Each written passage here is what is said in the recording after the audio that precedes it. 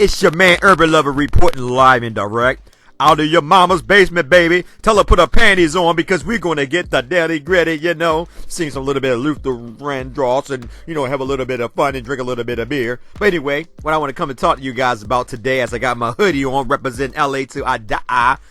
But they about to play anyway in like 2 minutes. I just want to drop this video real quick because my man DeAndre Page on another channel said that Magic Johnson came out and basically said that he wants to call the shots. Now I was great. Drop a video where Magic Johnson said that he's giving Jim Buss, you know, fourth router. He's going back up and support Jim Buss. I'm actually gonna drop that video eventually anyway because I want you guys to see it. But anyway, Magic Johnson said he wanted to call the shots, you know, and it's funny, you know. And I told you guys. All I want to do, I want to read the last part of this paragraph. Just the last part, because he was basically saying that, you know, he wanted to call the shots, and just, you know, he's just going on, man. But I want to read this last part, right? So listen what he said. He said the main part for me is really learning the other part that I didn't know, and that he talked about the CBA, the salary cap, you know, the terms of the salary cap. So it's a lot of things, but I'm excited. I've been working on all those things, and then meeting with the staff, you know. So he's already meeting with the staff and everything. Johnson said He's spoken by phone with Luke Walton, the Lakers' first year head coach, and he's looking forward to meeting with Walton when the Lakers return from their current road trip.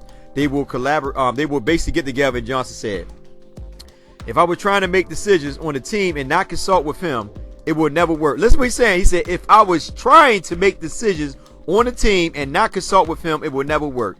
Johnson said, "The key is Luke because, okay, what does he have in terms of who's making him happy? As in players, who's making him happy? The players, front office, blah, blah, blah.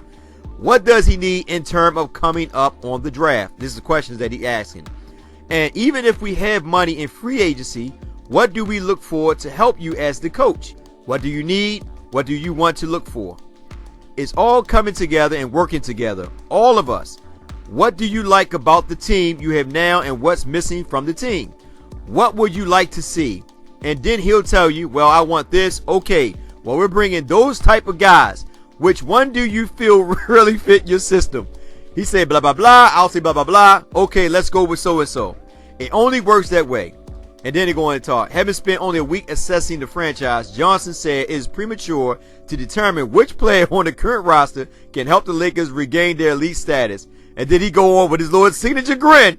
"Give me a little bit of time for that," he said with his signature grin. I'm trying to tell you guys, man. I was just sitting there telling the guy in the comment section, right? He said that Magic's going to let the guys, you know, let the guys develop this and that. He only basically said he'll come out and help D'Angelo Russell. You know, he'll help D'Angelo Russell. But I'm going to tell you like this how Magic is. Magic is a winner. I hate to say it, but he's a winner. I really don't hate to say it, but he's a winner. He wants to win. The thing is, at the end of the day, you got to look at it like this. Magic Johnson said, you know, you can't really, I'm going to go up and scroll up on a little thing. He said you can't, the Lakers going to take 3 years to basically be back to a good team. That's what he says. It's going to take 3 years before they, you know, be a dominant team again. This is what he expected. So, with that being said, at the end of the day, he's going to get with Luke. And I feel bad for Luke. The only reason I feel bad for Luke because it's like when you go into the draft, you know, usually as a coach, you basically tell the front office what you think is best, who you think is the best player out of the draft, and then they all get together in a collective way of thinking, and they say, okay, well, let's go with this person. Because at the end of the day, you know, Luke basically, you know, well, the coach basically have control of the team, but he get with the front office, and the front office say, okay, well, we're going to stick by who you think is the best person out of that draft to fit your, you know, your scheme, you know, your thing. That's why I told you guys, and y'all guys have been hard on Byron Scott, man. If it wasn't for Byron Scott, I'm telling y'all would not got D'Angelo Russell. I'm telling you, I don't care how much y'all say Byron Scott's sucking this and that, but Byron Scott is the reason y'all got D'Angelo Russell, because I'm telling you, that front office would have got Jahlil Okafor. They would not got D'Angelo Russell. These guys, before Byron Scott came there, were known to get big men out the draft. Go back, check the archives. You don't believe me? Go check their history. They were known to get big men out the draft or trade for big men. That's all the Lakers knew. Big men, big men, big men. And Byron Scott is the reason D'Angelo Russell got there. And that's why he was so hard on D'Angelo, because I guess he didn't want him to fail. And also he had to deal with Kobe. But, you know, I know people want, you know, chip on me about Kobe. But like I said, I love Kobe. But anyway, what I just want to say, like I said, at the end of the day, it's funny because he said that he wanted to call the shots. He wanted like some type of control. Simple as that. Magic Johnson said he wants to call the shots for the Los Angeles Lakers. A week after it was announced, he has rejoined the team as an advisor to the owner, to owner Jeanie Buss. Working to call the shots because it only works that way, Johnson told USA Today. Sports, when asked what he hopes his role with the franchise will be. Right now, I'm advising. I get that. But at the end of the day, then we all got to come together and somebody got to say, I'm making a final call. All right, and who's that going to be? So we'll see what happens. And then they go and talk about Johnson. And I'm sitting there, I'm watching, like I said before, and I put a video out and I said, Magic, one thing about Magic, if he feels as though that these players are not living up to their potential, like I said, he'll give them to about like the next year by the time the All-Star break. But if he feels some of these players are not living up to their potential, guess what? They will be traded. I'm just being honest with you guys. They will be traded. If a PG-13 all of a sudden come on the board and Larry Bird's looking to trade him for some quality players, or you know what I mean, or some young players just to like to re-ramp his team up because he's seeing what Boston going on. Don't think that the Lakers will not jump after PG-13. I'm just letting you guys know. See, when Magic wasn't there, I was thinking like, okay, well, they're going to let these young guys roll. They're going to let them roll. They're going to let them, build up, like the Golden State Warriors. But all this came about because the Lakers are losing. They're not good. Like I said, everybody's basically, it's their first year. Luke Walton's his first year coaching. These young players first year without Kobe. There's no real veteran on the team. I ain't talking about Lou Aldain or Mozgov because both of them, ain't really helping. I'm just being honest. Everybody talking about they come in for a mentor, as a mentor. How can you be a mentor when you don't even basically, I don't know. They're not what you expect. Simple as that. And at the end of the day, the Lakers they're just terrible. Let's be honest. And I keep telling you guys, Magic probably want to trade them, but in my eyes, I see quality. I see some good players. And the reason why I say that is basically just some of the schemes they run, and at the end of the day, Magic going, I'm telling you guys, Magic is going to be in Luke's ear as well. Simple as that. I know Luke probably get frustrated to the point where he like damn, I'm coming here. I ain't expecting none. He got Magic. Now Magic going to basically be telling me what I need to do or what I, what should I change this and that. So if Magic say, for instance, Magic see my man Nick Young, he coming off screen taking them shots. And imagine might pull Luke up like, Luke, man, look, you gotta have him do something a little bit different than that, man. All he does is just come off and shoot threes. Tell him go to the basket, drive to the basket, draw a foul. I'm telling you, Magic is from the old school. And Magic want to win. If you go and watch Magic, I follow Magic on Twitter. So I be tripping off of Magic when I see it when he be tweeting, when the Lakers are losing, whatever. 2 or 3 years ago, this is before I started Twitter this year, but I like I said, I used to Google him, just check him out, see what he got to say. But like I said before, and I say it again, for all you fans, D'Angelo Russell, him and Ingram might be okay for right now. But if D'Angelo Russell don't get it together, man, and don't turn it around, man, don't be surprised, man. They might try to trade him. Me personally, I don't want. Listen, I don't mind. I don't mind watching the young guys play.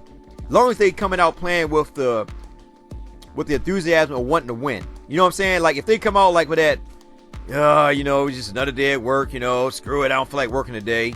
I'm gonna just take a blowout. With that type of attitude, then nah, man. At the end of the day, man, I just want these guys to play, finish the season out pretty decent. I don't really care if they win any more games. Because at the end of the day, and see, this is the thing. That's another thing. A lot of fans keep talking about trade them. Let's trade them for this. Let's trade for this player.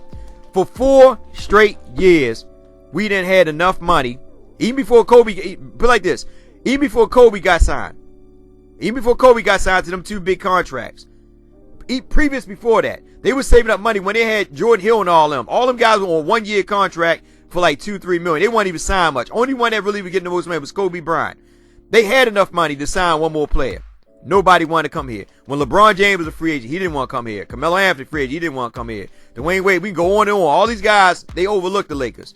Then you had Eldrick. He didn't want to come here. Greg Monroe. And then you got last year, Al Horford, all them guys. Nobody wanted to come here, man. You had like the B+ players, but the B- players and B players, but the A+ and A players ain't want to come here. Them alpha super males, superstars didn't want to say super males. Them superstars did not want to come here. They didn't want to come here, and that's why I tell you guys, you keep talking about trade this, trade that player. Listen, like last year, matter of fact, this season right here, we had the most money in the NBA, the most money. Didn't nobody want to come here, and we had enough money to sign 2 players. I still think at the end of the day, and I said over again, we should have got Barnes and a couple guys from the Golden State Warriors to come over here. That's what I'm thinking. You know what I mean? Because I wouldn't sign Lou Aldane. I mean, I said it. I mean, I didn't mind because I thought he probably at least had some type of game, you know, still left in him, but didn't have too much nothing. And Miles, you know how I felt about Miles, but I learned to deal with it. But Miles, to me, at the end of the day, he's getting. To me, Miles is being treated bad. I hate to say it, Miles being treated bad because the man at sometimes does play pretty good, but he don't get the playing time. You know, and like I said, at the end of the day, I really just think at the end of the day, Lou Walton is just, they're tanking now. Simple as that. You know, they're tanking. There's, you know, I mean, they look too passive to me. You know, I don't really see no frustration in people's faces. It's like, okay, well, it is what it is, you know. And I you know, the players don't know that. You know, but I think Lou Walton kind of know. You know, kind of got a semi-idea because I think him in the front office, and one thing about him in the front office, they're real cool, and y'all guys got to understand that they are real cool. But what Magic Johnson stated, what he stated, he wanted total control of the team. That does not mean that Jim Buss is out the door. So don't even think it. It basically he's gonna have some type of role in the group, but it's gonna be Jim and Jeannie, him and Kupchak, and they all gonna sit there and they're gonna determine what's the best outcome for the Lakers. With Lou Walton in there as well. Lou Walton is like the little young boy, you know what I'm saying? Like he's the little young boy, and these the grandmama, granddaddy, pops and pop, you know what I mean? And he's just sitting there, you know, and he's like, okay, well, you know, I'm listening to these guys, but in my mind, I want to do something totally different.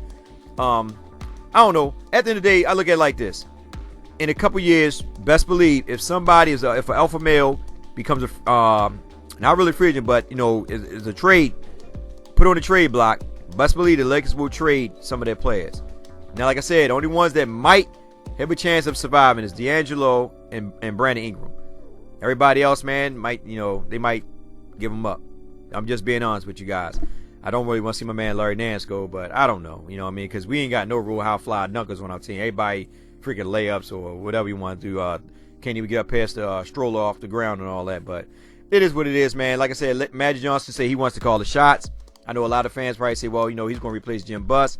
I don't think he's going to replace Jim Buss. I think that they're going to work together as a collective group, and they're going to make better decisions. Not saying that, you know, Luke is going to be the butt man out, because he's not. He's going to be in there with them. And like Magic said, if Luke say to him, like, this player is not what I want, or this player not what I want, you know, they're going to make moves and make changes. Magic's going to be that spoken word for Luke. You know, because Luke, to me, Luke is a laid-back dude, and he has compassion for the players. Magic's like, nah, If this player's not what he's supposed to be, we got to make moves. We got to make changes. So anyway, the game is on. I'm about to get off of here. I'll probably drop this video probably after the game because I'm about to watch the game and I ain't got time to upload it. But you guys, I hope I see y'all on Twitter. I'm about to jump on it now. You guys have a blessed day. I want to get y'all. Listen, another thing too. I love y'all comments, whether we disagree or agree. At the end of the day, I want all you guys to understand and realize this. We all can have different opinions on the outcome of our team, but we all will come to one equal understanding, and that is that we want the best for our team, the Lakers. Simple put. So your opinion, regardless if it's disagreeable to mine or whatever it may be, your opinion is your opinion, and I respect your opinion. Let's continue to show love on the boards, man, and just have fun chopping it up, talking to one another. You know, we disagree, that's all good, as long as we don't get out of hand and start going with the, you know, crazy stuff.